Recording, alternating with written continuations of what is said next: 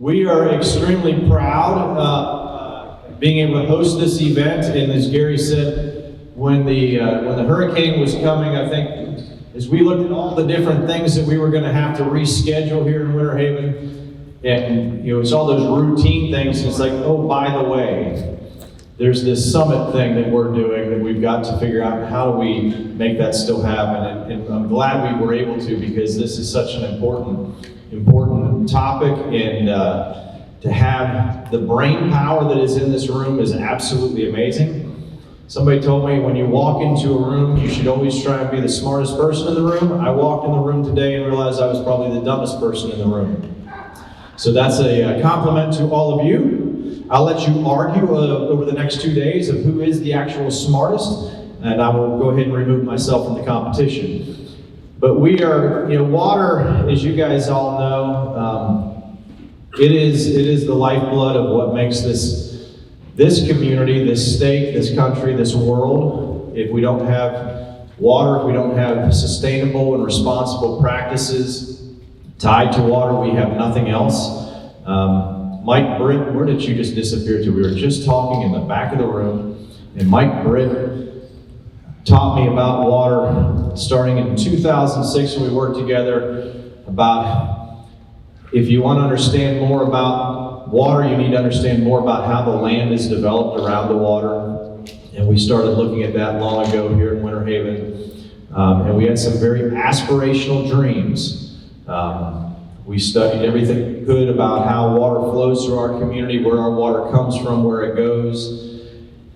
Over the years, as that resource became a little bit more finite in recognition, and you had efforts underway in Polk County to establish things like the Polk Water Cooperative, the Polk Regional Water Cooperative, which is now approaching 10 years since we started working on that. That was our first real foray into how important is water here and where's it going to come from in the future.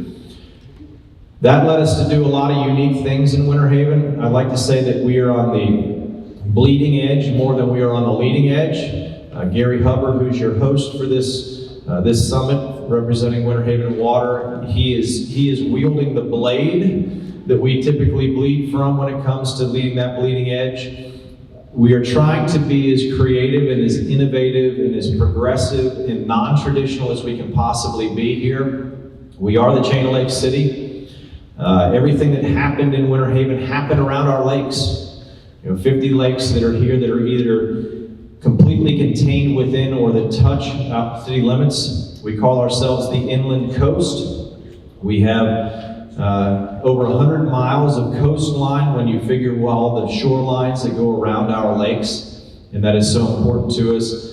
But what the challenges that we face in Winter Haven, they're not unlike anybody else's challenges when it comes to water, but they are unique because of that national treasure that we have right here in our Chain of Lakes systems, those natural environments. So we have tried to do, as I said, as many innovative things as we possibly can to not only protect the future of our water resources for our citizens and our businesses, but also how do we really restore our natural environment? How do we protect those historic wetlands, those areas that were ditched and drained over 100 years ago to make way for agricultural purposes in our area? How do we address flood mitigation through the same processes? How do we maximize all the stormwater that we receive? How do we, at the end of the day, take every single drop of water and maximize the value out of it to the nth degree? So when Gary started pitching to us the concept of a one water ethos, and I'll be the first to say early on it was very aspirational, very foreign. Typically, like most bureaucratic agencies, we think of water over here, wastewater over here, stormwater over here, and to put all those things into one bucket and realize the systems approach to how all of that is integrated and how it all works together has been a driving philosophy. It's kind of been our marching orders for the past, well, I'd say at least 6, 7 years now. And we're starting to make some strong headway with that. We are engaged in a number of projects here locally that I think become benchmark and great case studies in how to implement One Water. Last year we were able to acquire 370 acres of historic wetlands that we're looking to turn back into a nature park with aquifer recharge cells and deep water injection wells so that we can provide new natural green space for our residents that represent what this area historically was, that we can progressively and positively influence the future of our water supply, that we can preserve that patch of green so that it doesn't end up with houses on it tomorrow. I don't know if any of you are fans of CBS Sunday Morning, but there was a report yesterday morning that talked about growth in our country and highlighted the Lakeland, Polk County, Winter Haven area remains the fastest growing county in the nation. There's 100 people that move to this community every single day into Polk County. 6 of them land right here in Winter Haven. So when we talk about ensuring water for our future, it's real. I mean, it is a massive undertaking. So I know that over the next, certainly today, and those of you that are with us again tomorrow, these brilliant minds that we have, they are going to help generate some amazing conversations, provide some great insights and some great guidance into the future of water, not only here in Winter Haven, Florida, but across the state, and hopefully it spills over into the rest of the country. I encourage you to make as many contacts as you possibly can while you're here, if you haven't already made them, and maintain those healthy, wet relationships. And I hope that when it's all said and done, we benefit tremendously from your presence here, and I know that you will also benefit tremendously from your presence here. So I hope you guys have a great summit. If there's anything that we can share with you about the city of Winter Haven, you have our technical experts in the room. I would encourage you to come back to this community. It's a pretty amazing place, not just for a summit, but come back and visit us. Come back and spend some time on the chain of lakes, spend some time here in what is, I think, one of the most beautiful communities you're going to find anywhere. So, and again, thank you to all the sponsors who made this happen. I know that many of them are in the room. This doesn't happen in a vacuum. It doesn't happen without the technical and the financial support of those that have flashed on the screen throughout the morning, and we're grateful for you all. So, on behalf of the City Commission, City Manager's Office, and all of our staff, thank you for being here in Winter Haven.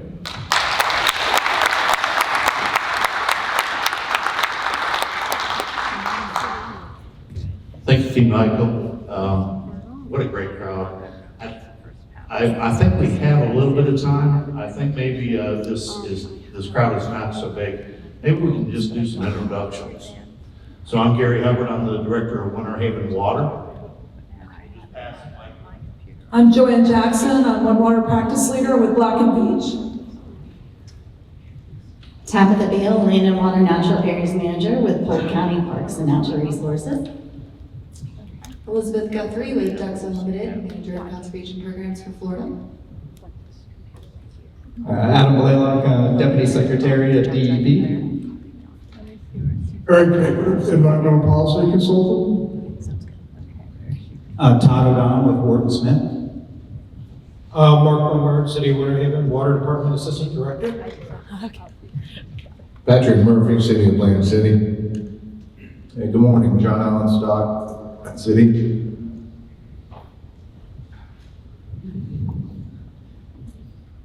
Megan Moore with Hale Innovation. Lee Hale, Hale Innovation.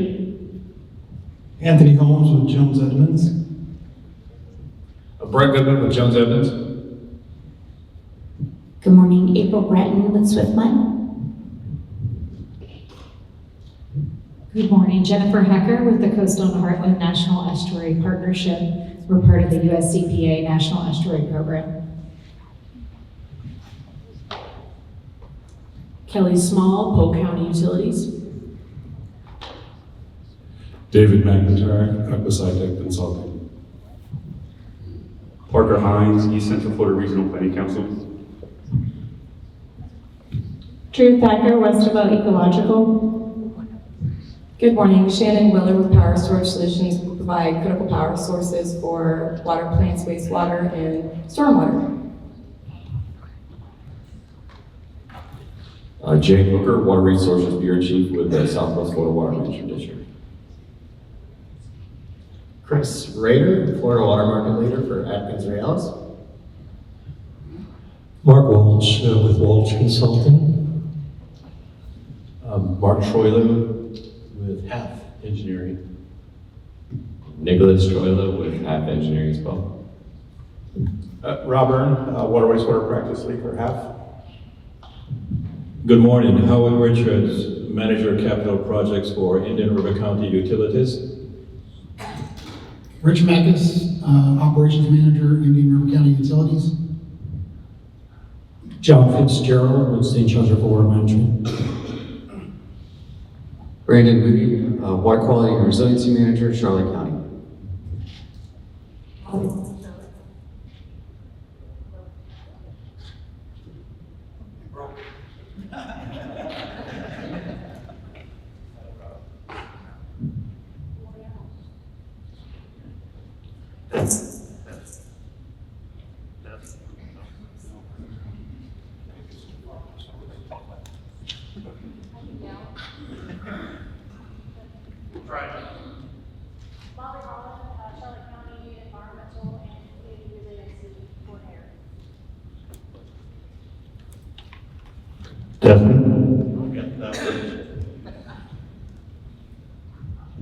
Eric Gomez with Catalyst Design Group. Mike Britt with Sustainable Water Communities. Rafael Vasquez with Jacobs. Allison Lewis with Jacobs. Peter DeWolf with Jacobs. Jared Regis, Florida Association of Counties. Jeff Scala, Florida Association of Counties. Emilio Salavarria with the Florida Center for Cybersecurity at USF, also known as Cyber Florida.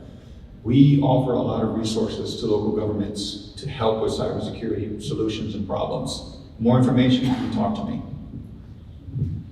Brian Wheeler, a consultant at Winter Haven. Dan Schmuntz, Chief Environmental Scientist with GPI. Chuck Bertrand, and I'm with Tech South. Good morning, Jason Pennick with Kimley Horn. Chrissy Maley with WSP. Susan Davis, Governmental Affairs Manager for St. John's River Water Management District. Jared Sakiball, Northwest Florida Water Management District. Brett Seifert, Brett Cyphers, Anfield Consulting, and Floor Specifier. Robbie Kness, City of Lakeland. Mary Safranek, Director of Water Quality Initiatives with Resource Environmental Solution, also known as RES.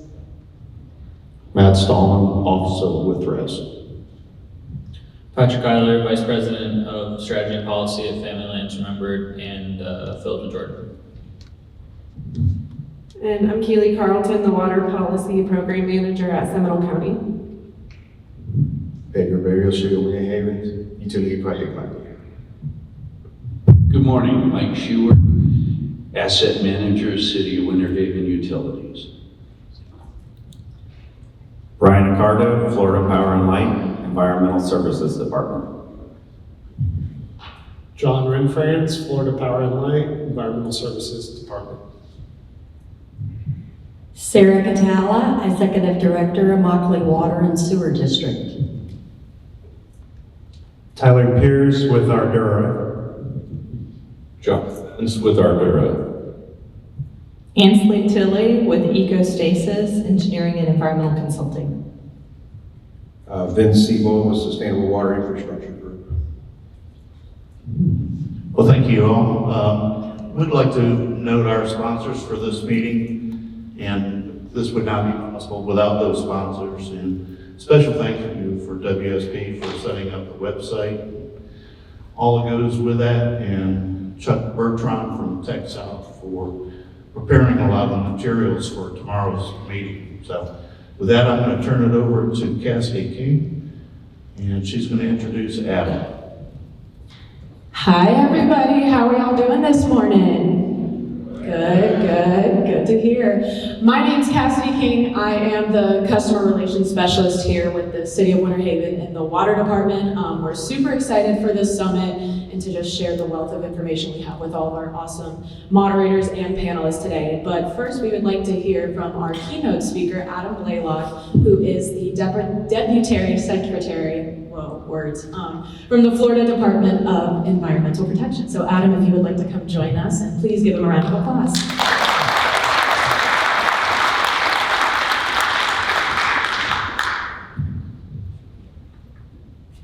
And good morning, and yeah, every time I kind of say my name and title, it's a mouthful. So I'm Adam Blalock, Deputy Secretary, Ecosystems Restoration at DEP. And after hearing all the introductions, I too am also definitely not the smartest person in the room, but I am really looking forward to today and the discussions and getting to hear a little bit about what all is happening in both the water quality, water supply, and specifically kind of the One Water initiatives that are going on around the state. So again, it's a pleasure to be here today, talk about some of the water supply and water quality issues around the state, and in particular how some of these One Water initiatives can play a role in addressing these issues.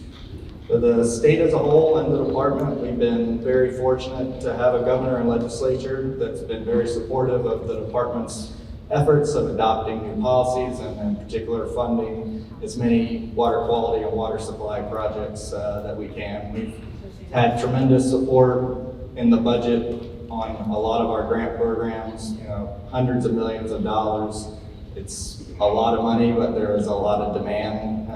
We've had just this year on our water quality grant, we had $200 million appropriated. We had about $2.2 billion worth of applications. We strive to try to pick the projects that are going to do the most benefit in the areas of most need. We really appreciate the cooperation and coordination we have with a lot of local governments who are actively participating in these grant programs on the alternative water supply side. We had $55 million this year. We had about $1.2 billion in applications. And so definitely makes my, and particularly my staff job very difficult in trying to kind of select those applications for funding. We're hoping to start making announcements here towards the beginning of the year. We know legislation session is coming up and a lot of folks looking to see, what funding are they able to get, what they need to look for, either through the next grant cycle or through the legislative process. So again, it's a big responsibility. Our staff takes a tremendous amount of time to look at those project applications and pick the ones that feel like are going to do the best for the state and the locations that they're in. I just want to touch a little bit on looking, I know funding is always the most sought after and kind of important thing, but there's also a lot of policies that we've been able to adopt over the last several years. I think kind of starting off with the 2020 with the Clean Waterways Act, we started adopting some policies for local governments to address both wastewater and septic tanks, establishing remediation plans that we're required to then adopt into our BMAPs by July 1, 2025. We're currently in the process of going through all of that to update every one of our BMAPs to include those, along with the following years where we tried to make some improvements and create some more accountability in our basin management action plans, requiring milestones so that we can have accountability so that when we get to the end of those 20-year planning horizons, we're able to make sure that all the entities with allocations are meeting their required reductions. And also we've required in those BMAPs that those entities with specific load allocations identify what projects they're going to meet or they're going to implement in order to meet those allocation reductions. And then to try to help offset the cost to doing those things, we specifically allow the projects identified in both remediation plans and our BMAPs to be eligible for our water quality grant funding. So having those projects identified, established into the BMAP, so we get a clear direction on how we're going to achieve the TMDLs and protect our waterways at the end of these planning horizons, and then obviously offer the funding to the greatest extent possible to try to assist those local governments and other entities that have those necessary reductions. Since 2019, the department, we've received over $3 billion to improve water quality throughout the state. We've been able to fund a myriad of projects such as septic to sewer, upgrading wastewater treatment facilities to AWT, stormwater improvement projects, just to name a few. The department, we've also received over $285 million of alternative water supply projects to reduce the amount of water being consumed from fresh groundwater, particularly in areas of the state where we know future demands are far outpacing demand. Future demand is far outpacing the available supply in traditional groundwater sources. These projects help restore and protect the aquifer to reduce and prevent adverse impacts to our rivers, lakes, springs, and wetlands that rely on a healthy aquifer. Projects we have funded include expanded reuse, lower Florida aquifer projects, aquifer recharge projects, and reservoirs. In addition to these type of projects, the department has also funded projects that fall under the definition of One Water. These One Water initiatives are unique in the sense that they typically provide both water quality and water supply benefits, and also include restoration and recreational opportunities. So a lot of these One Water projects we really have been glad to be able to support. They address stormwater runoff, aquifer recharge, providing that recreational benefit, allowing the public to see and take some benefit into the projects that the state, their tax dollars are going to fund. So we're really excited about some of these projects.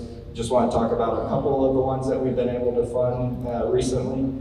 First off, right here in Winter Haven, as part of the Sapphire Necklace, was the Bradco Farm Wetland Restoration Project.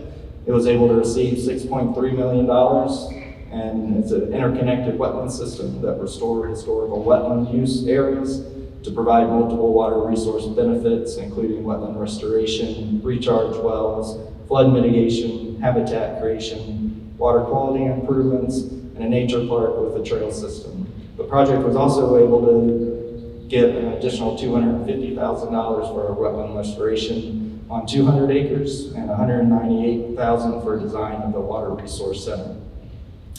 Another project receiving funding is the Green Cave Potable Reuse Project, which has received $11 million in alternative water supply funding. This project, slated to open in 2026, will purify reclaimed water and then replenish groundwater supplies in the South Florida area through a restored and constructed wetland and lake system. This project provides significant water quality and water supply benefits, and also includes a planned 63-acre park that will include hiking trails and other public recreation opportunities. The facility will also include educational exhibits and interactive immersive experiences where students and visitors can learn about the importance of water resources locally and across the state. One other project is the Wilson Ranch Reserve Hydrological Restoration Project in Polk County that received $7.5 million from our Water Quality Improvement Grant, and will provide restoration of wetlands, improve water quality to the Peace River, enhance flood resilience, and improve ecological habitat. So as you can see, these are multifaceted projects providing great water quality, water supply, recreation, and ecological benefits all in one footprint. Although we've been able to make great progress in improving water quality and water supplies throughout the state, as we all know, there is still additional improvements that need to be realized on both fronts, and the department continues to seek what policies we can implement, and of course, seeking additional and continued support from the legislature to fund our grant programs to be able to do as much as we can to assist in developing alternative water supplies and creating better water quality throughout the state. As we all know, having clean water and sufficient water supplies is vitally important to both our environment and our economy. We hear every day how many people are moving to the state of Florida. Florida is a growth state. Our economy relies on being able to continue to grow, but we need to do that in a way that does not deplete our water resources or our environmental resources. And, it's both our environment and our economy just rely heavily on having clean water and sufficient water supplies. But again, needing to do that in a sustainable way so that we can not see the adverse impacts of growth where there's not a sufficient amounts of groundwater available to meet those increased demands. Reducing nutrients and their impacts on water quality will reduce the frequency and scope of harmful algal blooms and adverse impacts such as occurrences have on tourism and other aspects of our economy. Additionally, having a sufficient water supply to support continued population growth, commercial and industrial investments in the agricultural sector is equally important to the state's economy. Several areas of the state are highly constrained when it comes to the availability of fresh groundwater, and the development of significant amounts of alternative water supplies will be necessary. I know we all are familiar with the Central Florida Water Initiative. One of the first things when I became Deputy Secretary was looking at finalizing that recovery and prevention strategy in the CFWI, something that stakeholders had participated in developing the regional water supply plan and needing to go ahead and get the rules identified so we can start establishing the necessary offsets and strategies to reduce the current demands that we were seeing on the aquifer that was causing impacts to wetlands and other surface waters in the CFWI area. One other area that we're seeing a highly constrained aquifer is the North Florida Regional Water Supply area. This is an area encompassing all the way from Jacksonville over to kind of the Lake City area, both the St. Johns River Water Management District boundaries and the Suwannee River Water Management District. We're currently in the process of developing rulemaking to adopt the recovery and prevention strategy for the lower Santa Fe and Michitutney, because those waters and their associated springs are currently in violation of the MFLs. We want to see those waters restored, the amount of volume coming out of the springs, and also benefiting water quality as well as the water supply in that area. Based on most recent data, water demand has already exceeded available supplies, and water users impacting those areas are going to have to reduce their existing allocations and offset future consumptive use with the sources other than the Floridan aquifer. This area, even more constrained than CFWI, where when we developed the minimum flows and levels and the necessary recovery prevention strategy, had a kind of cutoff date of available groundwater versus demand of 2025. In the lower Santa Fe, Michitutney area, we're seeing that current demands have already exceeded the available water from traditional sources. So identifying, developing, funding alternative water supplies in both of these areas is something that's going to continue to need to be addressed both from policy and definitely from funding. I think a lot of the projects that we're starting to develop to meet those increased demands and alternative water supply projects, there's some really good projects, but as we all know, those are hundreds of millions, upwards of billions of dollars to be able to create the amount of alternative water supply that's necessary to offset traditional groundwater to be able to meet the MFLs and recovery and prevention strategies in that area.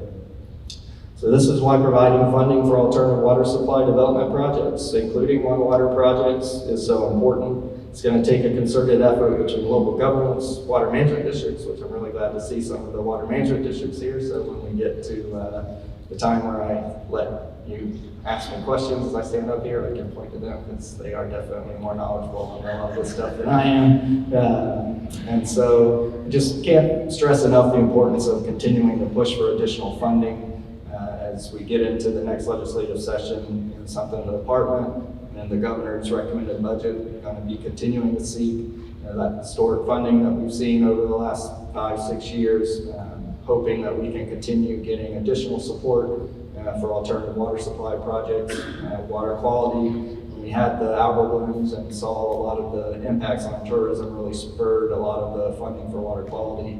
As we move forward and we start seeing, there's parts of the state where they're having to stop issuing development permits because there's not sufficient water, and the importance of developing alternative water supply so that we can meet future demands but also protect our environment is going to be crucial to both our economy and our environment around the state. So again, I really appreciate the opportunity to be here. I'm looking forward to the discussions today and getting to participate and listen in on some of these panels. And like I said, I told David, I don't want to stand up here for half an hour, and you definitely don't want to listen to me for half an hour. And I thought it would be a good opportunity to allow anybody that had questions on what the department's doing or ways that questions you might have for me. And if I can answer, I will. If I can, I'll be happy to see if there's somebody who can, or I'm always, you all have my contact information. I'm just happy to work with all the counties and municipalities and stakeholders who are supporting the initiatives to address some of these water quality and water supply projects. So thank you very much, and I really do appreciate this opportunity and getting to speak with you all here today. So thank you.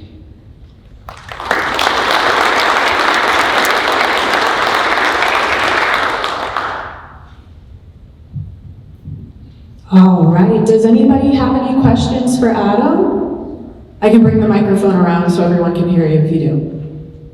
Over here, awesome. Hi, Adam, thank you very much for that great presentation. As much of a statement as a question, which is great to see your focus on the funding for alternative water supply.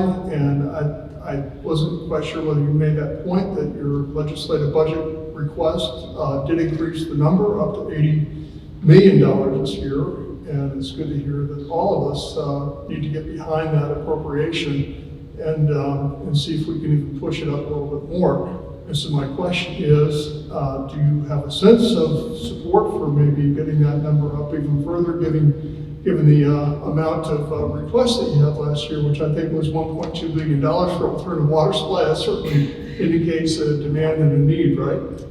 Yeah, very much. And we recommended $80 million. I know the governor in his budget, I feel pretty confident that that number will be the same. And as we start moving into session, pushing for, even additional funding is, we'll never turn down more funding. I know with the gaming compact is, an additional source of revenue that is out there. Last year, kind of the way it was broken out is the remainder of whatever is in the gaming compact revenues based on the multiple kind of programs that get set amount, that a remaining amount went to our water quality improvement grant. And last year ended up being about $79 million. This year, projections are showing just that remainder piece to be upwards of $450 million. So looking at that additional funding that currently goes to water quality improvement grant, if there's opportunity to shift some of that maybe to alternative water supply, that could be an option that might be out there. But like I said, we're really grateful that there's been a focus, particularly on the gaming compact, and put that funding towards environmental protection, land acquisition, a resilient Florida program, a lot of things, and obviously the water quality grant improvement. And so, anywhere where there may be additional funding available, I'll continue to push for alternative water supply funding, as we do know that there is a great need equal to the need that's out there for water quality. So. Awesome, thank you so much. Does anyone else have questions over here? Awesome.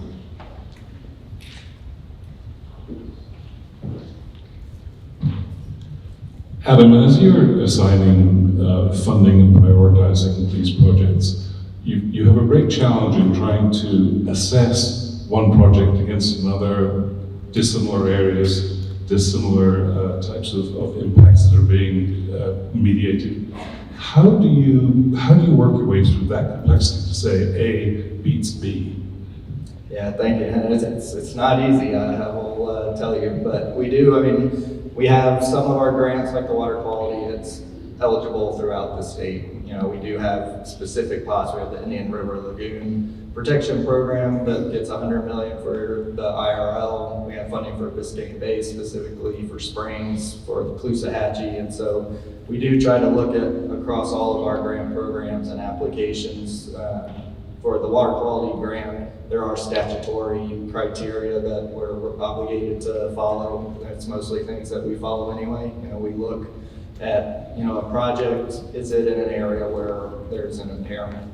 where is the greatest need based on the water body for water quality improvement projects. Then we look at, location. There's part of, you can have 3 projects benefiting one water body. One of them might be a septic to sewer that's, removing 100 septic tanks that's right there on the edge of the water body. Or there may be one that's, a few miles away. So we'll look at those comparisons and see based on time lag and attenuation, like projects that are going to get the most nutrient reductions for the cost. We also, look at if they are ready to be implemented that year. We get a lot of projects where, it might say, we get the application in 2024, it won't get started until 2026. We'll usually reach out to them and say, we need to fund things that are going to be able to expend these funds in this fiscal year. So this is a great project. Please submit for the fiscal year where you can be able to use the funding. So a lot of it then, comes down to, as you get to that bottom line, there's going to be projects that are below the line that are just as good as others, but just because of, either timing, location, what water body they're being impacted or helping to benefit, those are all our primary goals that we look to when we're looking at a specific project. Awesome, thank you so much. Does anyone else have any other questions? All the way over here, making my way. Run, Kathy, run. I'm running. Making me get my steps in today. Want to get your thoughts. We're doing such a great job at providing a lot of funding for future projects, and the numbers seem to be coming up, but it also seems like there's never going to be enough to. What are your thoughts on a permanent type of funding source for future water projects?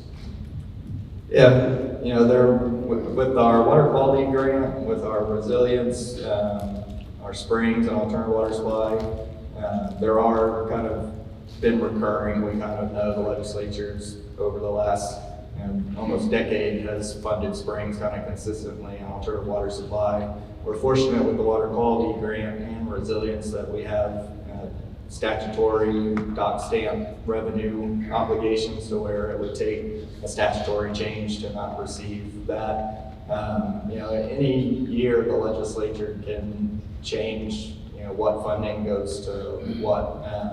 So, having something dedicated in statute definitely helps, having that assurance that you're going to get that. But, nothing is ever purely recurring just because, from year to year, the legislature, either through the budget or through statutory, changes. But we have seen consistent funding, and we don't expect that to change with a lot of our grant programs.